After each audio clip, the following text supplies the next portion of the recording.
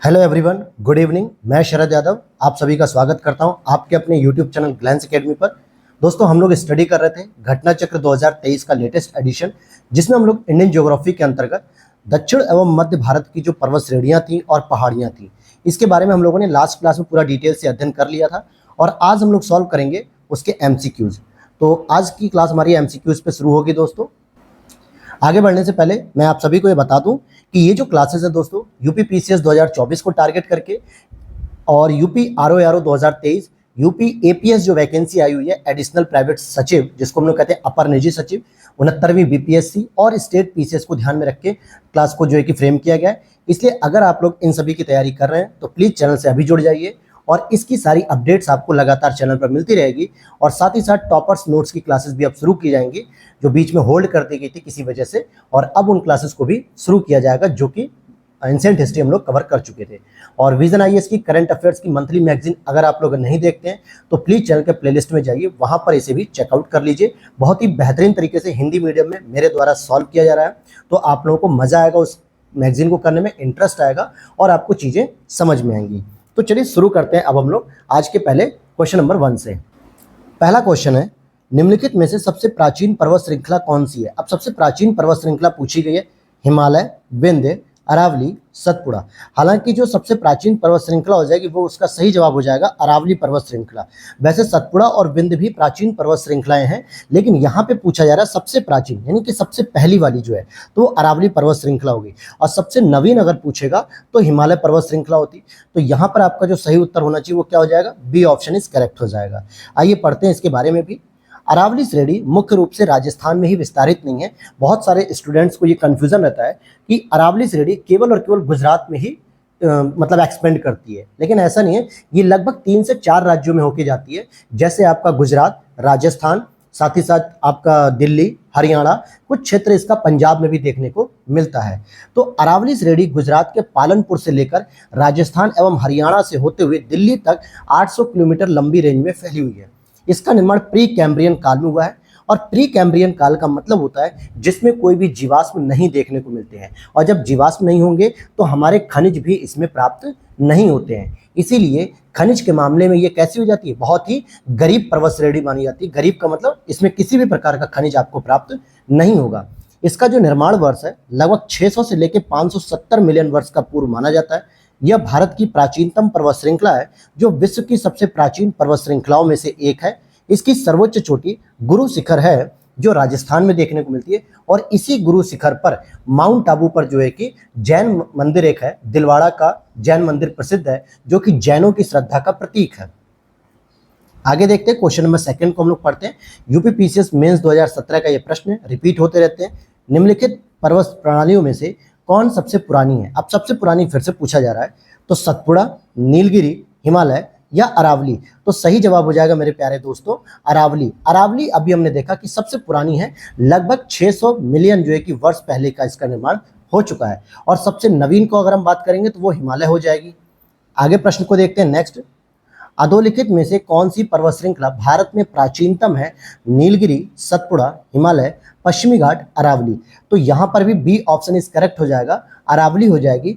अच्छा, पश्चिमी घाट के बारे में दोस्तों जान लीजिए कि ये 6 राज्यों से होकर जाती है। कितने राज्यों में इसका विस्तार है, 6 राज्यों में। ये इस तरीके से आप देखेंगे, ये जो आपका पश्चिमी घाट वाला एरिया होता है, यहाँ पर सबसे ऊपर आपको देखने को मिलेगा गुजरात, फिर उसके बाद आपको महाराष्ट्र में इसका विस्तार देखने को मिलेगा, फिर गोवा में, और फिर कर्नाटक में, फिर यहाँ पे केरल हो जाएगा, और सबसे नीचे आपको देखने को मिलेगा तमिलनाडु। तो इस तरीके से पश्चिमी घाट का विस्तार 6 राज्यों में देखने को मिलता है। क्वेश्चन नंबर 4 देखते हैं। अरावली श्रेणियां किस राज्य में स्थित हैं। राजस्थान में है, ओडिशा में है, हिमाचल प्रदेश में, आंध्र प्रदेश में। यूपी आरओ 2014 का ये प्रश्न है, जो इस बार 2023 में भी यह प्रश्न आने की पूरी संभावना रहेगी। तो राजस्थान में ही इसका विस्तार है। इसका विस्तार गुजरात के पालनपुर से शुरू होकर राजस्थान होते हुए, फिर इसके बाद दिल्ली होते हुए, और फिर आगे हरियाणा तक इसका विस्तार आपको देखने को मिलता है। तो ए ऑप्शन इज करेक्ट हो गया मेरे दोस्तों। My dear friends, next question है 5 नंबर। भारत की प्राचीनतम पर्वत श्रेणी है, कौन सी है। अरावली, शिवालिक, हिमालय, विंध्य। अब यहाँ पर अगर आप देखेंगे तो अरावली सबसे प्राचीन पर्वत श्रेणी के रूप में जानी जाती है, जबकि शिवालिक की अगर हम बात करेंगे जो कि पैलियोजोइक काल में, कौन से जो, सॉरी पैलियोजोइक नहीं, प्लायोसीन, ये प्लायोसीन में बनी है। कब बनी है? ये प्लायोसीन में बनी है। और शिवालिक जो है कि सबसे नवीन पर्वत श्रृंखला मानी जाती है, हिमालय श्रेणी में सबसे नवीन मानी जाती है। और आपसे पूछ रहा है भारत की प्राचीन, तो वो अरावली हो जाएगी। अगले प्रश्न को देखते हैं, क्वेश्चन नंबर 6 को। अरावली श्रेणियों की अनुमानित आयु कितनी है? आईएएस 2001 में पूछा गया था। हालांकि ऐसे फैक्चुअल प्रश्न अब यूपी पीसीएस ने पूछने बंद कर दिए हैं। 570 मिलियन वर्ष पहले का इसको माना जाता है। अगले प्रश्न को देखते हैं, देश में निम्नांकित में से कौन सा भौगोलिक क्षेत्र सबसे प्राचीन है? छत्तीसगढ़ पीसीएस प्री 2018 में पूछा गया है। तो हिमालय का पर्वतीय क्षेत्र, ये तो आपकी नवीन पर्वत श्रृंखला में आता है। उत्तर भारत का विशाल मैदान, ये भी नवीन ही एक तरीके से समझिए, क्योंकि इसका भी निर्माण कब हुआ है? नदियों के द्वारा हुआ है, जिसमें स्पेशली गंगा, ब्रह्मपुत्र, सिंधु नदियों का योगदान है। वहीं भारतीय प्रायद्वीपीय पठार, जो कि गोंडवाना हिस्सा है, किसका हिस्सा है? गोंडवाना लैंड का हिस्सा है। उससे पहले अब यहाँ पे पूर्वी तटीय मैदान, इसका भी विस्तार जो है कि नदी तटीय मैदान के रूप में हुआ है, और उपयुक्त में से कोई नहीं। तो अब इन पांचों ऑप्शन में से अगर हम देखें तो सी ऑप्शन मोस्ट एप्रोप्रिएट हो जाएगा, क्योंकि भारतीय प्रायद्वीपीय पठार ये गोंडवाना हिस्सा इसको माना जाता है। जब पृथ्वी के दो टुकड़े हुए थे, तब उसी समय यह माना जाता है कि जो दक्षिण वाला हिस्सा था, जिसमें साउथ अमेरिका, ऑस्ट्रेलिया, अफ्रीकी महाद्वीप, भारत, ये सभी हिस्से शामिल होते हैं, और ये गोंडवाना लैंड के रूप में जाने जाते हैं। आप यहाँ पर देख सकते हैं, दिए गए भौगोलिक क्षेत्रों में भारतीय प्रायद्वीपीय पठार सबसे प्राचीन है। यह गोंडवाना भूमि के अपक्षय और अपवाह के कारण बना है। अगला प्रश्न हमारा यूपी पीसीएस मेंस 2005 का, निम्नलिखित में से कौन रेजिड्यूल पर्वत का उदाहरण है? दोस्तों, रेजिड्यूल की बात अगर हम करें तो इसको हिंदी में कहा जाता है अवशिष्ट पर्वत। और अवशिष्ट का मतलब होता है बचा खुचा हिस्सा, यानी जो अब देखने में बहुत कम मिलता है, यानी कि थोड़ा बहुत जो बचा हुआ हिस्सा है। और इसका सही उत्तर क्या हो जाएगा? अरावली। आप भारत में जब विजिट करेंगे, गुजरात के क्षेत्रों में, राजस्थान के क्षेत्रों में, दिल्ली के क्षेत्रों में, तो वहाँ पे आपको थोड़ा बहुत देखने को मिलता है। इवन कि दिल्ली में अगर मैं बात करूँ प्रेसिडेंट हाउस की, पार्लियामेंट हाउस की और कुतुब मीनार की, तो ये सभी की सभी, या यूँ कहूँ कि दिल्ली का आधा क्षेत्र इसी अरावली पहाड़ी के ऊपर ही विस्तारित किया गया है, इसी अरावली पहाड़ी के ऊपर ही निर्मित किया गया है। तो ये एक तरीके से अब बची खुची केवल श्रेणी के रूप में रह गई है। तो अवशिष्ट पर्वत का उदाहरण उसे हम कहते हैं, इंग्लिश में रेजिड्यूल माउंटेन भी इसको हम कहते हैं। अगला प्रश्न हमारा, दक्षिण भारत की सबसे ऊंची चोटी। अब ध्यान देना, यहाँ पे दो बातें आती हैं, एक होता है अनाईमुड़ी, अमरकंटक, महेंद्रगिरी और दोदा बेट्टा। तो अगर दक्षिण भारत की सबसे ऊंची चोटी पूछता है मेरे प्यारे दोस्तों, तो आपको अनाईमुड़ी सही उत्तर मानना है, क्योंकि ये अन्नामलाई चोटी पर है। कौन सी चोटी पर है? ये अन्नामलाई चोटी की मतलब अन्नामलाई पहाड़ी की सबसे ऊंची चोटी है। लेकिन अगर जब आपसे पूछ ले नीलगिरी पहाड़ी की सबसे ऊंची चोटी, तो वो आपकी दोदा बेट्टा हो जाएगी। अगर मैं आपसे कहूं कि मतलब कि अमरकंटक की बात करेंगे, तो ये तो आपका सतपुड़ा रेंज में आता है, जहां से आपकी कोसी नदी सोन नदी निकलती है, नर्मदा नदी निकलती है। तो ये आपका अलग पॉइंट हो गया। लेकिन सबसे ऊंची चोटी जो दक्षिण भारत की होगी, वो अनाईमुड़ी को ही माना जाता है। आगे देख लेते हैं इसके बारे में। अनाईमुड़ी दक्षिण भारत का प्रायद्वीपीय भारत की सर्वोच्च पर्वत चोटी है। दक्षिण भारत या प्रायद्वीपीय भारत की सर्वोच्च पर्वत चोटी है, और यह केरल में स्थित है। कहाँ पर स्थित है दोस्तों? केरल में स्थित है। इसकी ऊंचाई 2695 मीटर है, और यह चोटी पश्चिमी घाट पर्वत का हिस्सा भी माना जाता है, क्योंकि जो अन्नामलाई होती है वो पश्चिमी घाट से संबंधित है। अब आगे देखते हैं, अगले प्रश्न की ओर चलते मेरे प्यारे फ्रेंड्स। निम्नलिखित में से दक्षिण भारत की सबसे ऊंची चोटी कौन सी है? फिर से पूछा जा रहा है, अनाईमुड़ी, गुरु शिखर, दोदा बेट्टा, महेंद्रगिरी। तो आपको अभी मैंने बताया कि अनाईमुड़ी जो कि कहाँ स्थित है? केरला में स्थित है, और ये अन्नामलाई पर्वत श्रेणी के रेंज के अंतर्गत आती है। दोदा बेट्टा की बात करेंगे तो ये नीलगिरी की सबसे ऊंची चोटी होती है, और गुरु शिखर की बात करेंगे तो ये अरावली पर्वत श्रेणी पर जो है कि देखने को मिलती है। तो आपका ए ऑप्शन इज करेक्ट हो गया। अगले प्रश्न को देखते हैं। क्वेश्चन नंबर 11 है आपका यूपी पीसीएस प्रीलिम्स 2016 का प्रश्न है। प्रायद्वीपीय भारत यानी भारतीय प्रायद्वीप की सबसे ऊंची चोटी की बात करें, उटकमंड, दोदा बेट्टा, अनाईमुड़ी, महाबलेश्वर। तो बी ऑप्शन फिर से यहाँ पे सही हो गया, अनाईमुड़ी, जबकि दोदा बेट्टा नीलगिरी की सबसे ऊंची चोटी मानी जाती है। अगला प्रश्न है, नर्मदा एवं ताप्ती नदियों के मध्य स्थित है। कौन सी रेंज स्थित होती है? अगर हम देखते हैं, विंध्य पर्वत, राजमहल पहाड़ियां, सतपुड़ा श्रेणियां या अरावली पहाड़ियां। तो आप देखेंगे, अगर मैं कुछ इस तरीके से सतपुड़ा की रेंज बना दूं, तो यहाँ पे जो है कि आपको उत्तरी क्षेत्र में आपको नर्मदा देखने को मिल जाएगी। और इसके दक्षिणी क्षेत्र में अगर मैं बात करूं तो यहाँ पे आपको तापी नदी या ताप्ती नदी देखने को मिल जाएगी। तो नर्मदा और ताप्ती के मध्य में आपको सतपुड़ा श्रेणियों की श्रृंखला देखने को मिलती है, इसीलिए बी ऑप्शन इस करेक्ट हो जाएगा। सतपुड़ा श्रेणियों के उत्तरी भाग पर नर्मदा नदी तथा दक्षिणी भाग पर ताप्ती नदी बहती है। तो मैंने भी यही बनाया, नॉर्थ एरिया में नर्मदा नदी और साउथ एरिया में ताप्ती नदी, और दोनों ही नदियों के बीच में स्थित होती है सतपुड़ा की श्रेणियां। क्वेश्चन नंबर 13 है, आइए सबसे अच्छा प्रश्न है ये, उत्तर से शुरू कर दक्षिण की ओर नीचे दी गई पहाड़ियों का सही क्रम कौन सा है। उत्तर से शुरू करना है, यानी कि नॉर्थ से अगर हम शुरू करें तो साउथ की ओर अगर हम जाते हैं तो कौन सी पहाड़ियों का क्रम हमें देखने को मिलता है, तो इसके बारे में हमें चर्चा करनी है। तो आप यहाँ पर देखेंगे कि सबसे पहले आपको मिलेगी नल्ला मलाई पहाड़ियाँ जो कि तेलंगाना और आंध्र प्रदेश की बॉर्डर पे हैं। फिर जवादी पहाड़ियाँ जो कि आंध्र प्रदेश से नीचे उतरते हुए मिलेंगी। फिर नीलगिरी पहाड़ियाँ जहाँ पे आपको कर्नाटक, केरल और तमिलनाडु का ज्वाइंट जंक्शन देखने को मिलेगा। और अन्नामलाई की पहाड़ियाँ जो सबसे नीचे केरल में देखने को मिलेगी। तो आप देख सकते हो कि आंध्र प्रदेश सबसे ऊपर आया, फिर उसके बाद तमिलनाडु का बॉर्डर आ गया, तमिलनाडु आंध्र प्रदेश के पास। फिर यहाँ पे अगर आप देखेंगे तमिलनाडु और केरला आ जाते हैं, कर्नाटक भी आ जाता है, और यहाँ सबसे नीचे केरला आपको देखने को मिल जाता है। तो सी ऑप्शन इस करेक्ट हो गया, यही इसका क्रम होता है उत्तर से दक्षिण की ओर। अब यहाँ पर हम समझते हैं कि नल्ला मलाई की जो पहाड़ियाँ हैं, नल्ला मलाई पहाड़ियाँ ये आंध्र प्रदेश और तेलंगाना के मध्य एक सीमा बनाती हैं। तो इन दोनों ही राज्यों से इसका संबंध होता है। ये पहाड़ियाँ कृष्णा नदी और पेन्नूर नदी के मध्य स्थित है, यानी एक तरफ आपको कृष्णा नदी देखने को मिलेगी और एक तरफ आपको पेन्नूर नदी। और जवादी पहाड़ियाँ तमिलनाडु राज्य में स्थित है। पहाड़ियों की रानी के नाम से विख्यात नीलगिरी पहाड़ियाँ, ध्यान देने वाली बात है कि पहाड़ियों की रानी के नाम से किसको कहा जाता है, नीलगिरी पहाड़ी को, जो कि पूर्वी घाट और पश्चिमी घाट के मिलन बिंदु पर स्थित है। और इसी नीलगिरी पहाड़ी की सबसे ऊंची जो चोटी होती है वो दोदा बेट्टा होती है, और टोडा जनजाति यहाँ पे निवास करती है। अन्नामलाई पहाड़ियाँ केरल और तमिलनाडु की सीमा पर स्थित हैं। ये चारों पहाड़ियाँ मुख्यतः आंध्र प्रदेश, तमिलनाडु, केरल राज्यों में क्रमशः उत्तर से दक्षिण की ओर घटते हुए क्रम में अवस्थित हैं। अगले प्रश्न को हम देखते हैं, निम्नलिखित उच्चावच आकृतियों पर ध्यान दीजिए। उच्चावच आकृतियों का मतलब होता है ऊंची नीची आकृतियों के बारे में बात पूछ रहा है।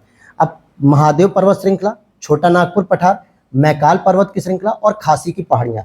अब यहाँ आपसे पूछ रहा है कि उपर्युक्त उच्चावच आकृतियों का पश्चिम से पूर्व की ओर बढ़ते हुए क्रम। तो ध्यान दीजिएगा दोस्तों, वेस्ट टू ईस्ट की हमसे बात कर रहा है। अब वेस्ट टू अगर ईस्ट की ओर अगर हम बढ़ेंगे तो नो डाउट सबसे ईस्ट में आपको देखने को मिलेगी खासी की पहाड़ियाँ। कहाँ पे मिलेगी, यहाँ पे मैं अगर आपको लिख देता हूँ खासी की पहाड़ियाँ, जो कि मेघालय में मिलेंगी। और उससे पहले आपको जो झारखंड वाले क्षेत्र में मिलेंगी छोटा नागपुर का पठार, यानी कि मैं यहाँ पे नागपुर लिख देता हूँ शॉर्ट में, छोटा नागपुर का पठार। और उससे पहले अगर आप और थोड़ा सा बढ़ेंगे तो बताइए मैकाल मिलेगा या आपको महादेव मिलेगा, जल्दी बता दीजिए। तो बिल्कुल सही, मैकाल पर्वत श्रेणी मिलेगी, फिर इसके बाद महादेव पर्वत श्रृंखला मिलेगी। तो आप देखेंगे कि अगर मैं पश्चिम से पूर्व की ओर चलूँ, W to E यानी वेस्ट टू ईस्ट अगर मैं चलना चाहूँगा तो सबसे पहले मैं महादेव से होकर निकलूंगा, महादेव के बाद मैकाल में पहुंचूंगा, मैकाल से निकलकर छोटा नागपुर में जाऊंगा और छोटा नागपुर से निकलकर खासी की पहाड़ियों में जाऊंगा। तो इस तरीके से आप देखेंगे कि 1 2 3 4 ए ऑप्शन इस करेक्ट हो जाएगा इनका पश्चिम से पूर्व की ओर। अगला प्रश्न है यहाँ पर क्वेश्चन नंबर 15 आपसे, अच्छा यहाँ पर 14 का एक्सप्लेनेशन भी दिया गया है कि पश्चिम से पूर्व की ओर अगर हम बढ़ेंगे तो सबसे पहले हमें महादेव पर्वत श्रृंखला देखने को मिलेगी, फिर मैकाल पर्वत श्रृंखला, फिर छोटा नागपुर का पर्वत श्रृंखला, फिर खासी की पहाड़ियाँ। महादेव और मैकाल श्रेणियाँ सतपुड़ा श्रेणी के पूर्वी विस्तार के रूप में स्थित हैं और इनके पूर्व में छोटा नागपुर की पठार की श्रेणियाँ और सबसे पूर्व में खासी की पहाड़ियाँ जो कि मेघालय में स्थित देखने को मिलती हैं। तो इस तरीके से आपने देखा। और आगे अगर हम बात करें, अगला प्रश्न है, निम्नलिखित में से किसी पहाड़ी पर पूर्वी घाट और पश्चिमी घाट से मिलता है, यानी कि कौन सी ऐसी पहाड़ी है जहां पर पूर्वी घाट और पश्चिमी घाट आपस में मिलते हैं। तो अभी हमने एक प्रश्न पीछे जो है कि डिस्कस किया था, तो क्या डिस्कस किया था मेरे दोस्तों, तो वो थी आपकी नीलगिरी की पहाड़ी जहां पे पश्चिमी घाट और पूर्वी घाट दोनों ही ज्वाइंट जंक्शन मिलते हैं। जैसे मान लीजिए कि अगर मैं ये कुछ भारत का हिस्सा बना दूं तो यहाँ पर आप देखेंगे कि ये पश्चिमी घाट आ रहा है और ये पूर्वी घाट आ रहा है और यहीं पे जो है कि ये जंक्शन पॉइंट है जिसे हम लोग नीलगिरी की पहाड़ी कह सकते हैं। तो ये नीलगिरी का पॉइंट होता है। और इसकी सबसे ऊंची चोटी कौन सी होती दोस्तों, तो मैंने अभी बताया दोदा बेट्टा, और यहाँ पे टोडा जनजाति निवास करती है। और हमने उससे पहले पढ़ा जो अनाईमुडी है वो दक्षिण भारत की या प्रायद्वीपीय भारत की सबसे हाईएस्ट चोटी है, यानी कि सबसे ऊंची चोटी है अन्नामलाई की। अन्नामलाई पर्वत श्रृंखला पे होती है। पालिनी पहाड़ी पूरी तरीके से तमिलनाडु पहाड़ी में, मतलब तमिलनाडु राज्य में देखने को मिलती है। तो सी ऑप्शन इज करेक्ट हो जाएगा। तो इस तरीके से आपने देखा, तीनों ही ऑप्शन को समझा। नीलगिरी पहाड़ी भारतीय प्रायद्वीप के पूर्वी घाट और पश्चिमी घाट के मिलन बिंदु पर स्थित है। नीलगिरी पहाड़ी को ब्लू माउंटेन भी कहा जाता है। अब ध्यान देने वाली बात है, ये इंपॉर्टेंट हो जाता है कि ब्लू माउंटेन नीलगिरी पहाड़ी को ही कहते हैं, और इसकी सर्वाधिक ऊंची चोटी जो होती है वो डोडा बेट्टा 2637 किलोमीटर, जबकि अभी हमने पढ़ा था 2695 मीटर जो होती है वो अनाईमुडी होती है। क्या होती है उसका नाम? अनाईमुडी। ये अन्नामलाई पर्वत श्रृंखला पे होती है और ये पूरे दक्षिण भारत की जो है कि सबसे ऊंची चोटी मानी जाती है। आगे प्रश्न को देखते हैं। क्वेश्चन नंबर आपका 16 है, जो कि राजस्थान एडमिनिस्ट्रेटिव पेपर में आया, राजस्थान पीसीएस 2021 में। डोडा बेट्टा जो चोटी स्थित है वो कहाँ पे स्थित है? तो बी ऑप्शन इस करेक्ट हो जाएगा, नीलगिरी पहाड़ियों में। और यहीं पे टोडा नाम की एक जनजाति भी रहती है, जबकि ये जो है साउथ इंडिया की सबसे हाईएस्ट पर्वत श्रृंखला मानी जाती है। आगे देखते हैं क्वेश्चन नंबर 17। क्वेश्चन नंबर 17 है मेरे प्यारे दोस्तों, जहां पूर्वी घाट और पश्चिमी घाट मिलते हैं वहां निम्नलिखित में से कौन सी पहाड़ियां अवस्थित होती हैं? तो ये वही बात हो जाएगी, फिर से अगर मैं भारत बनाऊं और ये रहा पश्चिमी घाट, ये रहा पूर्वी घाट, और यहाँ मिलन बिंदु पे आपको देखने को मिलती है नीलगिरी की पहाड़ियां और शिवराय पहाड़ियां, कार्डमम पहाड़ियां। अच्छा, कार्डमम पहाड़ियों की बात करेंगे तो इन्हीं को इलायची पहाड़ियां भी कहा जाता है, क्योंकि यहाँ पे इलायची की खेती बहुत अधिक होती है और ये केरल में स्थित होती हैं। आगे प्रश्न को देखते हैं। क्वेश्चन नंबर 18 को देखते हैं। उत्तराखंड पीसीएस प्रीलिम्स 2021 का प्रश्न है, जहां पूर्वी घाट और पश्चिमी घाट मिलते हैं वहां कौन सी पहाड़ियां स्थित होती हैं? तो उसे नीलगिरी की पहाड़ियां कहा जाता है। और अब आप यहां पर देख पा रहे होंगे मेरे दोस्तों कि कितने सारे प्रश्न आपके रिपीट हो रहे हैं किसी न किसी एग्जाम्स में। तो अगर आप इस सीरीज को बहुत ढंग से अगर आप करते हैं तो नो डाउट इस पे जो है कि आपकी अच्छी पकड़ होने के साथ साथ आपकी तैयारी बहुत अच्छी होगी। और मैं थोड़ा सा समय नहीं निकाल पा रहा हूं, नहीं तो 1 से 2 दिन में, या हो सकता है आज ही शाम में या कल तक, मैं ऐसी एक वीडियो बनाऊंगा इस पे कि घटना चक्र के शॉर्ट नोट्स कैसे बनाएं। और वीडियो अच्छी लग रही है तो प्लीज़ लाइक कर दीजिएगा। चैनल पर अगर पहली बार आए तो मेरे प्यारे दोस्तों बस उसे सब्सक्राइब कर लीजिएगा, नीचे लाल रंग का जो बटन दिख रहा है। हमें इससे मोटिवेशन मिलता है और आपके लिए जरूर समय हम निकाल के क्लासेस को तैयार करते हैं। तो चलिए देखते हैं, निम्नलिखित में से कौन एक कर्नाटक, केरल, तमिलनाडु राज्यों के मिलन स्थल पर स्थित है? अब बात अगर हम करेंगे फिर से पश्चिमी घाट अगर हम बना दें और ये कुछ पूर्वी घाट की अगर स्थिति बना दें, तो यहाँ पे जो ये पश्चिमी घाट की रेंज आती है और यहाँ पे ये पूर्वी घाट की, तो ये वाला जो पॉइंट होता है ये कर्नाटक, केरल और तमिलनाडु के मिलन बिंदु पर स्थित होता है, इसलिए इसको नीलगिरी की पहाड़ियों के नाम से भी जानते हैं। D option is correct. और पालनी पहाड़ियों की अगर हम बात करेंगे तो तमिलनाडु के अंतर्गत आती हैं।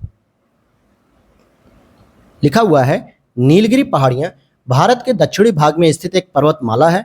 यह पर्वतमाला पश्चिमी घाट श्रृंखला का हिस्सा है और ये कर्नाटक, केरल, तमिलनाडु राज्य के मिलन स्थल पर स्थित होता है। अगला प्रश्न है आपका, नीलगिरी पर्वतमाला जिस राज्य में स्थित है वह कौन सा है? तमिलनाडु, ओडिशा, महाराष्ट्र, उत्तराखंड। हालांकि जो नीलगिरी पर्वत श्रृंखला है वो आपके 3 राज्यों में विस्तारित है, तमिलनाडु में, केरल में और कर्नाटक में। लेकिन यहाँ पे एक राज्य का ऑप्शन अगर चुनना है तो वो एक राज्य जरूर लेना जहाँ पे नीलगिरी हमें देखने को मिलती है, तो वो ऑप्शन हो जाएगा आपका तमिलनाडु। क्वेश्चन नंबर 21 है, भारतीय समुद्र शास्त्रियों ने अरब सागर के तल में बंबई से पश्चिम दक्षिण पश्चिम में लगभग 455 किलोमीटर दूर एक नए 1505 मीटर ऊंचे पर्वत की खोज की है। इस पर्वत का नाम है, क्या रखा गया है? लगभग 1.5 किलोमीटर ऊंचा जो पर्वत है इसका रमन सागर पर्वत के नाम से जाना जाता है इसको। और ये बहुत ही पुराना प्रश्न है, क्या पता पूछे ना पूछे, मुझे तो कम उम्मीद है इस प्रश्न की। भारतीय समुद्र शास्त्रियों ने 3 समुद्र पर्वत श्रेणियों की खोज की है, जिसमें एक मध्य हिंद महासागर बेसिन में, दूसरा पूर्वी अरब सागर में और तीसरा जो है कि सागर कन्या, और तीसरा मुंबई से 455 किलोमीटर दक्षिण पश्चिम में खोजा गया है। इस पर्वत का नामकरण महान वैज्ञानिक सीवी रमन के नाम पर रखा गया है और रमन सागर पर्वत इसको कहा जाता है। अन्य 2 का नाम पणिक्कर और वाडिया के नाम पर रखा गया है। अगला प्रश्न है आपका 22, निम्नलिखित कथनों में से कौन सा एक सही नहीं है? तो यहाँ पर देखना है, ध्यान देने वाली बात है, इंपॉर्टेंट लिखता हूँ कि अक्सर मेरे दोस्तों ये गलती हो जाती है हम लोगों से कि पूछ रहा होता है प्रश्न में कौन सा सही नहीं है और हम समझ के आते हैं कि कौन सा सही है, और जैसे ही हमें पहला स्टेटमेंट सही मिलता है हम टिक लगाकर आ जाते हैं और फिर ये गलत हो जाता है प्रश्न घर आकर देखने पे। तो इन छोटी छोटी चीज़ों पे आपको हैबिट लेनी होगी, प्रैक्टिस करनी होगी कि इन सभी चीज़ों की गलतियाँ नहीं होनी चाहिए ताकि हमारा प्रीलिम्स नहीं रुकना चाहिए। पहला स्टेटमेंट है पश्चिमी घाट उत्तरी क्षेत्र में अपेक्षाकृत अधिक ऊंचाई पर स्थित है, यही गलत हो गया। ऊंचाई पर नहीं दोस्तों, नीचे पर स्थित है, बल्कि दक्षिण भारत की ओर जैसे जैसे हम बढ़ेंगे तो उसका जो है कि दक्षिणी क्षेत्र आपका ऊंचाई पर देखने को मिलता है। पश्चिमी घाट में अनाईमुड़ी सबसे ऊंची चोटी है, बिल्कुल सही बात है, और ये आपको केरल में देखने को मिलती है। ताप्ती नदी सतपुड़ा के दक्षिण में है, बिल्कुल सही बात है, क्योंकि सतपुड़ा के उत्तर में अगर हम बात करेंगे तो नर्मदा नदी बहती है।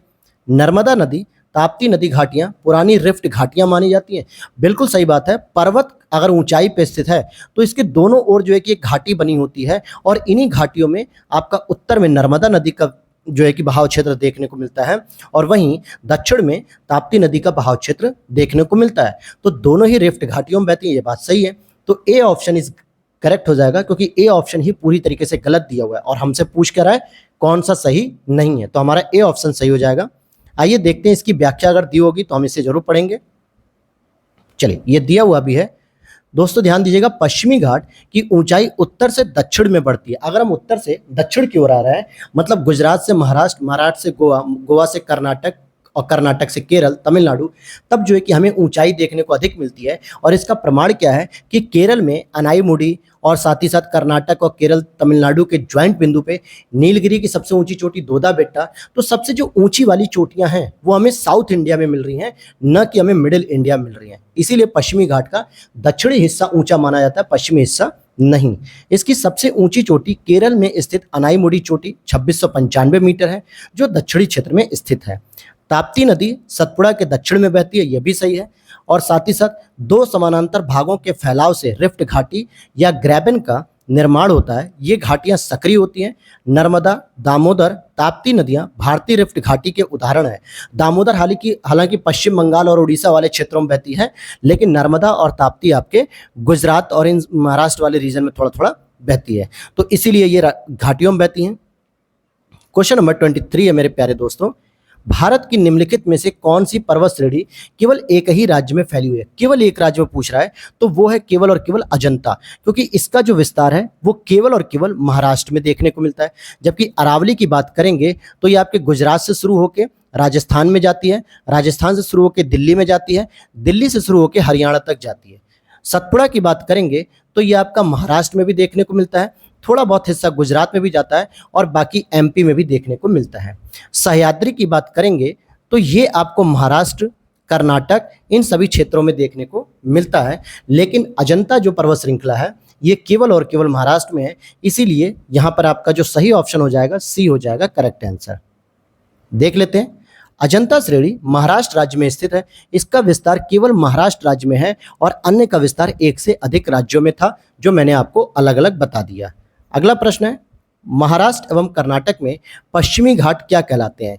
तो इनको सामान्यतः सह्याद्री कहा जाता है। क्या कहा जाता है? सह्याद्री। महाराष्ट्र और कर्नाटक, इनके पश्चिम घाट को हम सह्याद्री कहते हैं। और अभी ऊपर के प्रश्न में यही पूछा जा रहा था कि सह्याद्री का विस्तार कितने राज्यों में है। पश्चिमी घाट को महाराष्ट्र, गोवा, कर्नाटक में सह्याद्री के नाम से पुकारा जाता है।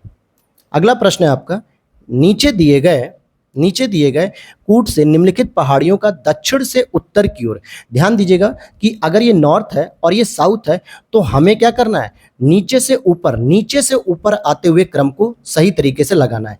जैसे सतमाला पहाड़ी, कैमूर पहाड़ी, पीर पंजाल पहाड़ी, नागा पहाड़ियाँ। दोस्तों अगर मैं आपसे कहूँ कि आपको कोई भी पहाड़ी के बारे में सर नहीं पता है, लेकिन पीर पंजाल के अगर बारे में पता है, तो ये सबसे ऊपर आपको लघु हिमालय में देखने को मिलेगी, जो कि जम्मू कश्मीर में देखने को मिलेगी। और आपसे पूछा जा रहा है दक्षिण से उत्तर, इसका मतलब जो सबसे लास्ट ऑप्शन होगा वो पीर पंजाल होगा। तो 3 नंबर जो सबसे लास्ट में होगा उसको देख लीजिए, यहाँ भी नहीं है, यहाँ भी नहीं है, यहाँ भी नहीं है, और बी ऑप्शन इज करेक्ट। इस तरीके से आप एलिमिनेट भी कर सकते हो। अब आइए प्रैक्टिस करते हैं। सतमाला की बात करेंगे तो ये महाराष्ट्र में आ जाएगी, तो महाराष्ट्र सबसे नीचे हो गया। उसके बाद अगर हम कैमूर पहाड़ियों की बात करेंगे, जो कि थोड़ा सा अगर आप ऊपर उठेंगे तो झारखंड की रेंज में देखने को मिलेगी, और उससे ऊपर उठेंगे नागालैंड के पास, तो नागालैंड में जो है कि आपको क्या देखने को मिलेगी, नागा पहाड़ियाँ, और उसके ऊपर आएंगे तो जम्मू कश्मीर में पीर पंजाल श्रेणियाँ देखने को मिलेंगी। तो बी ऑप्शन इज करेक्ट हो गया। ये मैंने आपको एलिमिनेट करने का तरीका भी बताया है कि कैसे आप इसे एलिमिनेट कर पाते हैं। निम्नलिखित पहाड़ियों का दक्षिण से उत्तर की ओर बढ़ते हुए सही क्रम क्या है? सतमाला पहाड़ियां महाराष्ट्र में, कैमूर की पहाड़ियां मध्य प्रदेश से बिहार झारखंड के क्षेत्र में जाती है, नागा पहाड़ियां भारत म्यांमार की सीमा पे नागालैंड मणिपुर इन सब क्षेत्रों में है, और पीर पंजाल की जो पहाड़ियां वो जम्मू कश्मीर से हिमाचल प्रदेश के रीजन में देखने को मिलती हैं। आगे चलते हैं, हम और क्वेश्चन पे देखते हैं। हमारा अगला प्रश्न है, कार्डमम पहाड़ियां जिन राज्यों की सीमाओं पर स्थित है वह कौन सी हैं? कार्डमम पहाड़ियों को कभी कभी प्रश्न में इलायची पहाड़ी के नाम से भी पूछा जाता है, और यह आपकी केरल और तमिलनाडु की सीमा पर स्थित होते हैं। सी ऑप्शन इज करेक्ट हो जाएगा आपका। आइए पढ़ते हैं यहाँ पे। कार्डमम पहाड़ियां दक्षिण भारत में दक्षिण पश्चिमी घाट के केरल और दक्षिण पूर्वी हिस्से के तमिलनाडु के दक्षिण पश्चिम हिस्से में स्थित है। तो इतना डिटेल मत जानिए, बस इतना जान लीजिए कि तमिलनाडु प्लस केरल इन दोनों ही क्षेत्रों में इसका विस्तार देखने को मिलता है, और इन पहाड़ियों पे सबसे अधिक इलायची की खेती होती है, इसलिए इसे कार्डमम पहाड़ी भी कहते हैं, क्योंकि कार्डमम को ही हिंदी में इलायची कहा जाता है। भारत की दक्षिणतम पर्वत श्रेणी कौन सी है? तो सबसे दक्षिण में स्थित जो पहाड़ी है वो आपकी कार्डमम पहाड़ी है। कौन सी पहाड़ी है? कार्डमम पहाड़ी। तो इसकी व्याख्या पढ़ लेते हैं हम लोग। कार्डमम पहाड़ी भारत की दक्षिणतम पर्वत श्रेणी है, और यह अन्नामलाई पहाड़ी के दक्षिण में स्थित है। और अन्नामलाई की जो सबसे ऊंची चोटी मैंने बताई थी वो थी अनाईमुडी। कितनी थी? लगभग 2695 मीटर थी। यहाँ पर इलायची का अत्यधिक उत्पादन होता है, जिसके कारण इसे इलायची पहाड़ियाँ भी कहा जाता है। अगला प्रश्न है आपका, सेवराय पहाड़ियाँ कहाँ पर स्थित हैं? ये IAS 2007 में पूछा गया था प्रश्न। ये तमिलनाडु में देखने को आपको मिलेगी। समुद्र तल से लगभग 4 से 5000 फीट ऊंचे पठार से संलग्न सेवराय पहाड़ियाँ तमिलनाडु के सलेम जिले के पास स्थित हैं। अगला प्रश्न है, निम्नलिखित में से कौन महाराष्ट्र में नहीं है? महाराष्ट्र में स्थित नहीं है तो मांडव पहाड़ी स्थित नहीं होगी। बालाघाट श्रेणी, हरिश्चंद्र और सतमाला ये तीनों ही महाराष्ट्र में आपको देखने को मिलेगी, जबकि जो मांडव पहाड़ियां हैं दोस्तों ये आपको गुजरात में देखने को मिलती हैं। अगले प्रश्न की ओर चलते हैं। निम्नलिखित में से कौन सा युग्म सही सुमेलित नहीं है? गढ़जात पहाड़ियों की बात करेंगे तो ओडिशा बिल्कुल सही है। मांडव पहाड़ियां महाराष्ट्र में नहीं है मेरे प्यारे दोस्तों, ये बल्कि आपके गुजरात में स्थित है। और नल्ला मलाई पहाड़ियां आंध्र प्रदेश और तेलंगाना की सीमा पे है, तो ये बात सही है, आंध्र प्रदेश ऑप्शन दिया ही है। सेवराय पहाड़ियों की बात करेंगे तो ये तमिलनाडु भी सही है। तो यहाँ पे जो सही उत्तर हो जाएगा बी ऑप्शन, क्योंकि यही सही सुमेलित नहीं है, क्योंकि ये जो मांडव पहाड़ियां हैं वो महाराष्ट्र में नहीं बल्कि गुजरात में देखने को मिलती हैं। क्वेश्चन नंबर 31 की ओर चलते हैं। देखिए यहाँ पर लिखा भी है कि मांडव पहाड़ियाँ गुजरात राज्य में स्थित है, न कि महाराष्ट्र राज्य में। गढ़जात की पहाड़ियाँ ओडिशा राज्य में स्थित है। गोंड जनजाति यहाँ पर निवास करती है ओडिशा में। और नल्ला मलाई पहाड़ियाँ आंध्र प्रदेश और तेलंगाना एवं सेवराय पहाड़ियाँ तमिलनाडु राज्य में स्थित हैं। अगला प्रश्न है आपका, पहाड़ियाँ हैं और उसके क्षेत्र हैं। कार्डमम पहाड़ी, कैमूर पहाड़ी, महादेव पहाड़ी, मिकिर पहाड़ी। पूछा जा रहा है कौन से सही उत्तर सुमेलित हैं, कौन से सही सुमेलित हैं। तो आप देख सकते हैं यहाँ पर कि क्या देख सकते हैं, कार्डमम पहाड़ियाँ दोस्तों केरल और तमिलनाडु के तट पे देखने को मिलती हैं, जो कि कोरोमंडल तट नहीं बल्कि मालाबार तट के नाम से जाना जाता है, पश्चिमी घाट वाले रीजन में। तो पहला गलत हो गया। कैमूर पहाड़ियों की बात करेंगे तो ये कोंकण तट पे नहीं होती है। कोंकण तट कौन सा होता है? जो महाराष्ट्र कर्नाटक के आसपास का जो तट होता है, क्या बताइए? तो यहाँ पर भी ये देखने को नहीं मिलती, बल्कि ये मध्य भारत में देखने को मिलती है आपको, मध्य प्रदेश, बिहार, झारखंड के क्षेत्र में। तो दूसरा भी गलत है। लेकिन महादेव पहाड़ियाँ बिल्कुल मध्य भारत में देखने को मिलती हैं, और मिकिर पहाड़ियाँ जो कि पूर्वोत्तर भारत में अरुणाचल प्रदेश, असम के आसपास देखने को मिलती हैं। तो 3 और 4 दोनों ही यहाँ पर सही है, इसलिए सी ऑप्शन इज करेक्ट हो जाएगा। आइए व्याख्या में देख लेते हैं। कार्डमम पहाड़ियाँ केरल के दक्षिण पूर्व और तमिलनाडु के दक्षिण पश्चिम भाग में स्थित है, जबकि कोरोमंडल तट भारत के दक्षिण पूर्वी स्थित तट रेखा को कहा जाता है। कैमूर पहाड़ियां मध्य प्रदेश से बिहार तक विस्तृत है, जबकि कोंकण तट भारत के दक्षिण पश्चिम तट महाराष्ट्र और गोवा रेखा को कहा जाता है। महादेव पहाड़ियां मध्य भारत के मध्य प्रदेश और मिकिर पहाड़ियां पूर्वोत्तर भारत के असम में स्थित हैं, इसलिए तीसरा और चौथा सही था।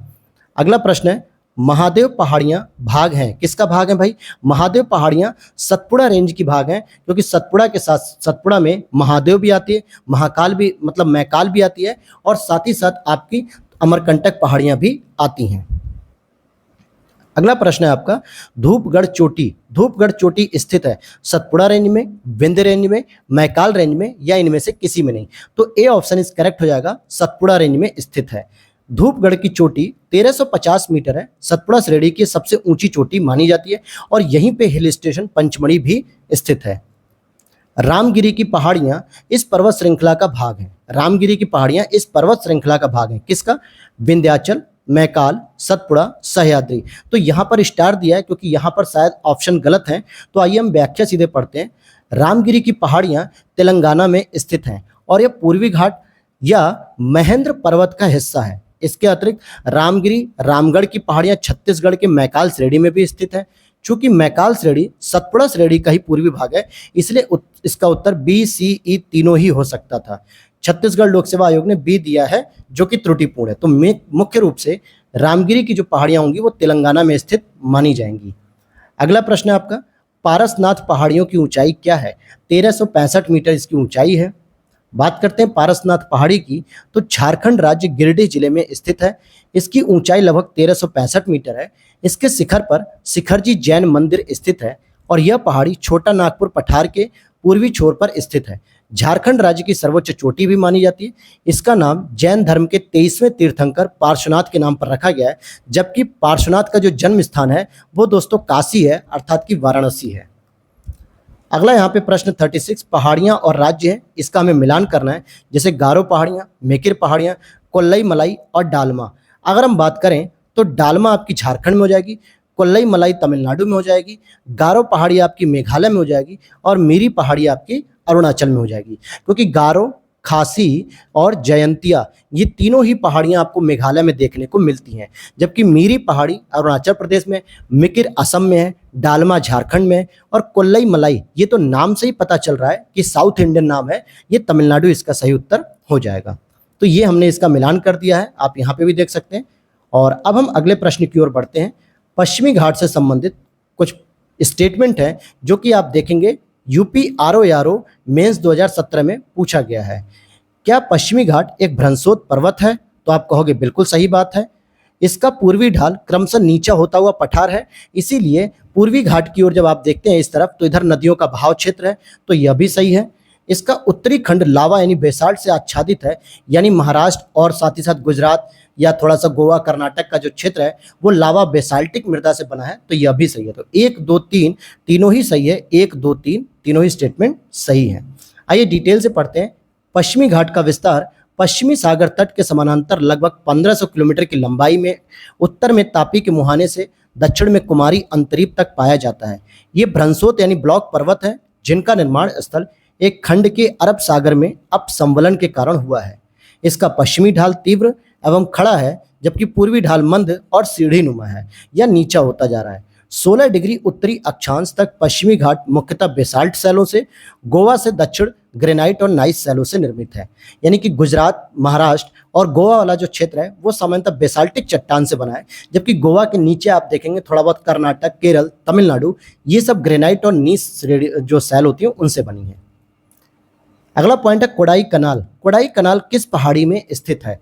तो कोडाई कनाल की बात करेंगे अन्नामलाई, बूंदी, पालनी, अमरकंटक। तो सी ऑप्शन इज करेक्ट हो जाएगा कि पालनी पहाड़ी में स्थित है कोडाई कनाल। और पालनी पहाड़ी आपकी तमिलनाडु राज्य में स्थित है। कहाँ पे स्थित है? तमिलनाडु के डिंडीगुल जिले में पालनी पहाड़ी में स्थित है कोडाई कनाल।